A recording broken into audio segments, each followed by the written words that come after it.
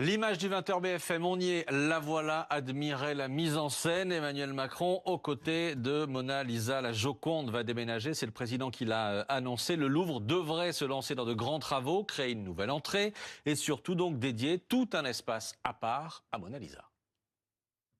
La création de ces nouvelles salles sous la cour carrée doit permettre d'installer la Joconde dans un espace particulier, accessible de manière autonome par rapport au reste du musée et doté pour cette raison d'un titre d'accès propre, mais aussi de conditions qui permettront tout à la fois une fréquentation de la salle des États différente et peut-être plus apaisée, mais également des conditions d'exposition, de présentation, d'explication qui iront avec ce que la Joconde mérite. Et pour l'image du 20h BFM, je me tourne vers le trio du 20h BFM. Qui veut commenter ? Moi, je veux bien commencer. Allez.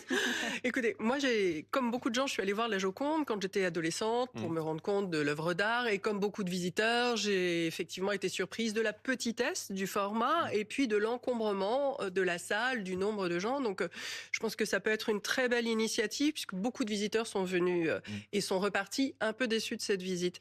Mais ce qui m'a frappé, c'est quand même la nouvelle de faire payer un peu plus cher les étrangers plutôt Les que les étrangers Français. hors Union européenne paieront le billet d'entrée plus cher. Absolument. Et ça vise qui ? Principalement les États-Unis et les Américains, qui constituent une grande partie des étrangers qui viennent voir le Louvre, une énorme partie.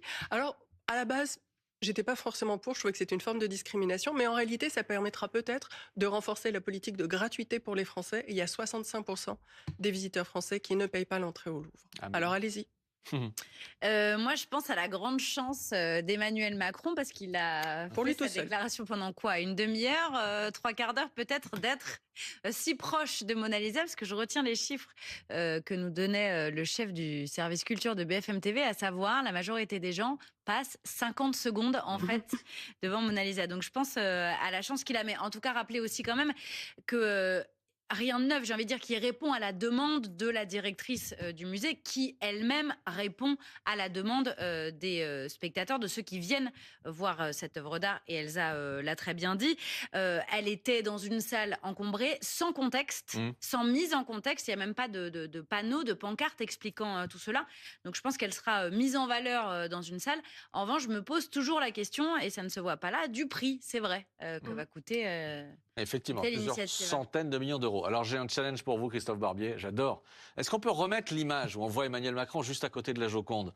Christophe Barbier, vous êtes la Joconde pendant le discours d'Emmanuel Macron, vous pensez quoi ?